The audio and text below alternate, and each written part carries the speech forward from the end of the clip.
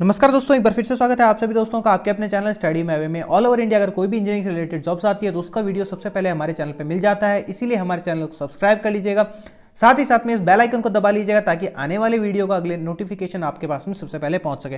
तो आज हम आप सभी दोस्तों के लिए एक बहुत ही बढ़िया खुशखबरी लेकर आए हैं जिसके लिए आपको बेसब्री से इंतजार था, जिसका नाम है एसएससी जेईई 2018। जैसे कि आपको पता है ये वाली वैकेंसीज 2018 में निकल जानी चाहिए थी इन सितंबर अक्टूबर मंथ्स के अंदर, लेकिन due to delay of the SSC staff selection commission की तरफ से जो डिले किया गया उसके कारण 2019 में इस वैकेंसीज को निकाला गया है। तो इसका नोटिफिकेशन आज की डेट में यानी 1 फरवरी 2019 को इसका नोटिफिकेशन आया है। इसके जो ऑनलाइन एप्लीकेशन है आज से ही स्टार्ट हो जाएंगे, यानी 1 फरवरी 2019 से आप इस एप्लीकेशन को भरना स्टार्ट कर सकते हैं। और इसकी जो एंड डेट यानी कि इसकी जो क्लोजिंग डेट रहेगी वो 25 फरवरी 2019 तक आप इस एप्लीकेशन को फिलअप कर सकते हैं। जैसे कि आपको पता होगा एसएससी जेईई 2018 कहो या फिर 19 कहो, इसके अंदर civil engineering, electrical engineering, mechanical engineering में अगर आपने बीटेक कर रखा है या फिर आपने डिप्लोमा कर रखा है तो आप इस एप्लीकेशन को भर सकते हैं। इसमें कौन से डिपार्टमेंट को आप भर सकते हैं, कौन से को नहीं भर सकते हैं, क्या इसकी एजुकेशन क्वालिफिकेशन रहने वाली है, इसमें आपकी पोस्ट प्रेफरेंस आप किसको पहले दें, ये सारे जो आपके डाउट्स है वो इसमें वीडियो के अंदर आपके क्लियर करते चला जाऊंगा वन बाय वन। इसीलिए हमारे इस वीडियो में आप एंड तक बने रहिएगा। तो आज स्टार्ट करते हैं इस वीडियो को। इसका जो स्टार्टिंग डेट है ऑनलाइन एप्लीकेशन की वो 1 फरवरी 2019 से 25 फरवरी 2019 तक आपके ऑनलाइन एप्लीकेशन भरे जाएंगे। Last date for receipt of application 25 फरवरी 2019 से 5 बजे तक, ना कि रात के 12 बजे तक। इस चीज़ को हमेशा ध्यान में रखिएगा। Last date for making online payment fees, आपकी फीस पेमेंट की लास्ट डेट 27 फरवरी 2019 है और last date for generation of offline चालान भी 27 फरवरी 2019 है। और टोटल ओवरऑल आपका जो आफ्टर सबमिशन ऑफ चालान 28 फरवरी 2019 से पहले आपका पूरा फॉर्म कंप्लीट हो जाना चाहिए। जो एसएससी जेईई ने पहली बार एक चीज़ करी है फ्रेंड्स, वो है इन्होंने डेट अनाउंस करके, इन्होंने ये इनकी हिस्ट्री में पहली बार किया है कि इन्होंने कंप्यूटर बेस्ड टेस्ट की जो डेट्स है वो इतनी जल्दी इन्होंने डिक्लेयर कर दी। हालांकि जल्दी कुछ नहीं है, 1 साल डिले ही चल रहा है, इस कारण इन्होंने अभी ही पहले ही एकदम फिक्स बता दिए। और ये कंफर्म मान के चलिएगा 90% चांसेस है इन्हीं डेट्स को आपके एग्जाम होंगे। तो date of computer based paper second, यानी कि ऑप्शनल जो पेपर होता है जिसमें आपके जीके, जनरल अवेयरनेस एंड आपके रीजनिंग एंड इंजीनियरिंग के जो क्वेश्चन आते हैं, वो आपकी जो फर्स्ट पेपर होगा वो 23 सितंबर 2019 से लेकर के 27 सितंबर 2019 के बीच में आपके 4 दिन के अंदर अलग अलग ब्रांचेस का अलग अलग डेज के हिसाब से आपके कंप्लीट हो जाएगा। और डेट ऑफ पेपर सेकंड, यानी जो स्टूडेंट्स पेपर फर्स्ट में पास होंगे उनको पेपर सेकंड के लिए आपका जो एग्जाम होगा वो 29 दिसंबर 2019 को आपका कंडक्ट करवा लिया जाएगा। नेक्स्ट अगर मैं बात करता हूँ पोस्ट एंड आपके ऑर्गेनाइजेशंस यानी डिपार्टमेंट्स की, तो कौन सा डिपार्टमेंट है, किस किस डिपार्टमेंट में कौन कौन सी पोस्ट आई हुई है वो भी एक बार अपन देख लेते हैं। सेंट्रल वाटर कमीशन यानी CWC, जिसे अपन वाटर बॉक्स भी बोलते हैं या फिर वाटर ऑर्गेनाइजेशन भी बोलते हैं, अलग अलग नाम से जानते हैं, उसके अंदर उसका जो ओरिजिनल नेम है वो सेंट्रल वाटर कमीशन है यानी CWC। इसके अंदर junior engineering in civil and mechanical दोनों ब्रांच वाले भर सकते हैं। इलेक्ट्रिकल वालों के लिए इसमें वैकेंसीज नहीं होती। CPWD जो कि सिविल इंजीनियरिंग का एक मोस्ट पॉपुलर और मोस्ट एक रेप्यूटेड जो डिपार्टमेंट है वो है सेंट्रल पब्लिक वर्क्स डिपार्टमेंट, जिसमें junior engineering in civil electrical की वैकेंसीज आती है, इसके अंदर मैकेनिकल की नहीं आती। डिपार्टमेंट ऑफ पोस्ट, इसमें पोस्ट का जो मतलब है वो पोस्ट ऑफिस से है। ओके फ्रेंड्स, इसमें जूनियर इंजीनियरिंग इन सिविल की पोस्ट आती है।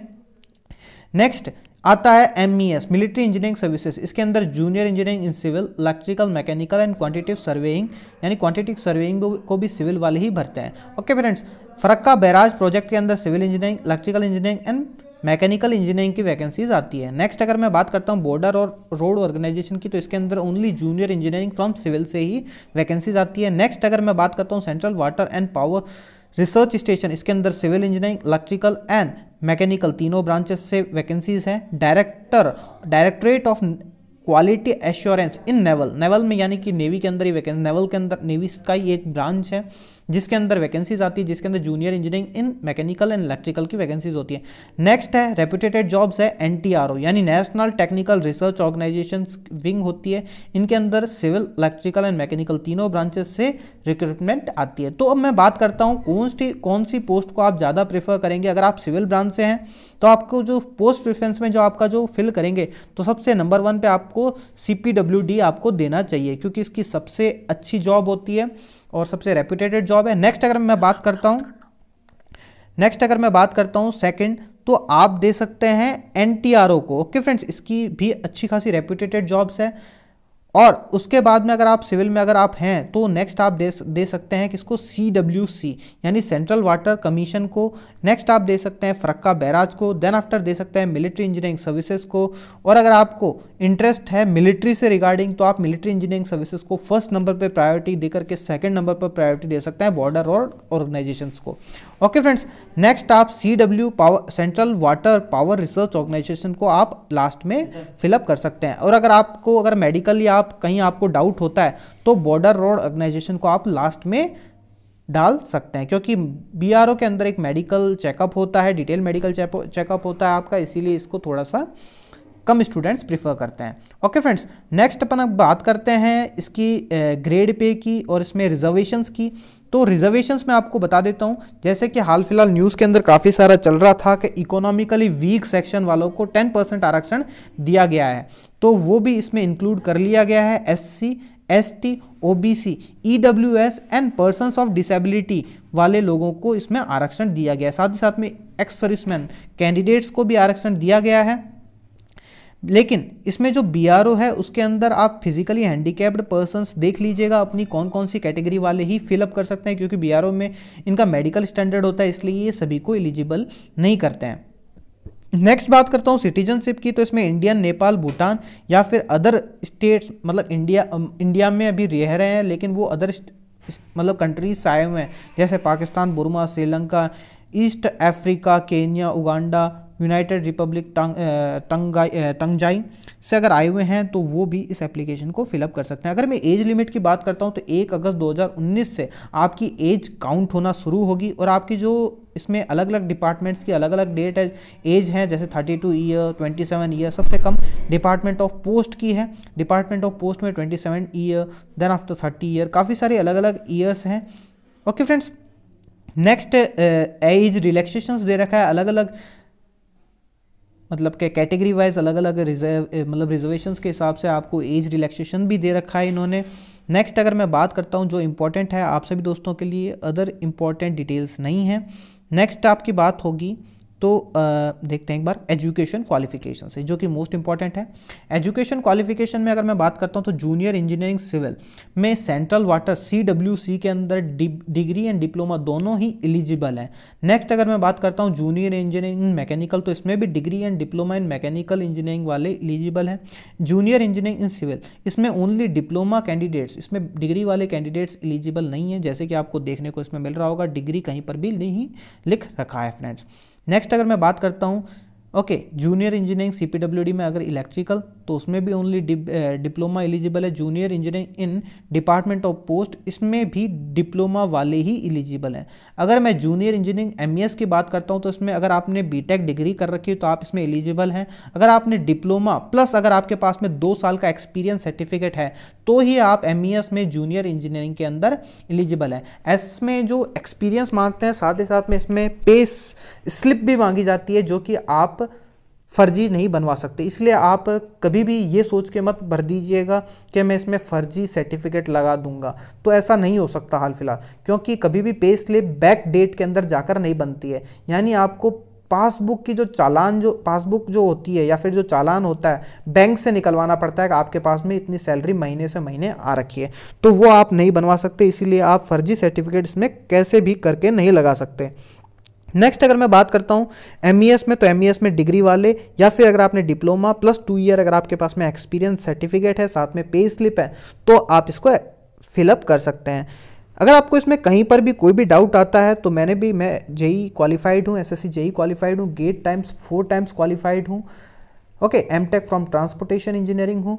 तो आपको अगर कहीं भी किसी भी रिगार्डिंग इन सिविल इंजीनियरिंग से हूँ मैं, तो अगर आपको कहीं भी कोई भी डाउट आता है इस फॉर्म को भरने में या फिर कोई भी रिगार्डिंग डाउट हो सिविल इंजीनियरिंग जेई से रिलेटेड, तो आप मेरे को कमेंट बॉक्स के जरिए मुझसे पूछ सकते हैं।